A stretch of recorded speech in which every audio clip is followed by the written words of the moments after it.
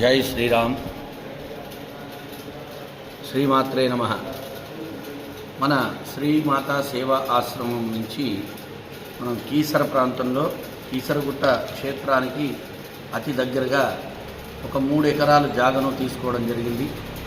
ఆ స్థలాన్ని తీసుకొని అక్కడ ఆశ్రమం ఒకటి చిన్నగా ఏర్పాటు చేసి ఖచ్చితంగా అక్కడ మనకు కబేలాలకు వెళ్ళేటువంటి గోవులను తీసుకొచ్చి సేవ చేయడం, తర్వాత ఖచ్చితంగా అవసరం ఉండి వాళ్ళను చూసుకోలేని వాళ్ళు ఉన్నప్పుడు వాళ్లకు అవసాన దశలో మనం సేవ చేయడం అంటే వృద్ధాశ్రమం.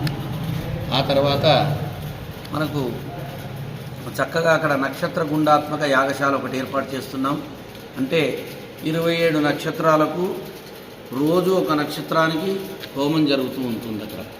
అలాగా ప్రతిరోజు కూడా 27 నక్షత్రాలు అశ్విని నుంచి మరి రేవతి వరకు 27 నక్షత్రాలు. ఈ నక్షత్రాలు ఏవైతే మరి ఉన్నాయో అలాగా మళ్ళీ అశ్విని నుంచి రేవతి రాగానే మళ్ళీ అశ్విని మొదలవుతుంది, మళ్ళీ రేవతి దాకా చేయడం. అట్లా నిరంతరాయంగా ప్రతినిత్యం హోమం అనేటువంటి క్రతువు అక్కడ జరుగుతుందంటే నిత్యం అగ్నిహోత్రం వెలుగుతూ అక్కడ పంచభూతాల్లో ఒకటైనటువంటి అగ్నిదేవుడికి ఆరాధన జరుగుతుంది.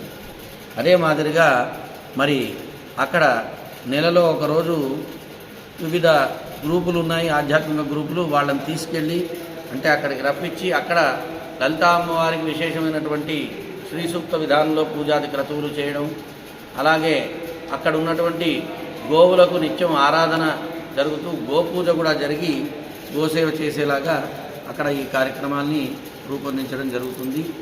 అలాగే అనాథ వికలాంగులు అంటే మన ఇంట్లో ఎవరైనా వికలాంగులు ఉంటే మనం చూసుకోవడం సర్వసాధారణం. అది కానీ ఎవరూ లేనటువంటి వాళ్ళని చేరదీసి వాళ్లకు సేవ చేయాలన్న ఒక దృఢ సంకల్పంతో మరి దీన్ని మనం మొదలుపెట్టడం జరుగుతుంది.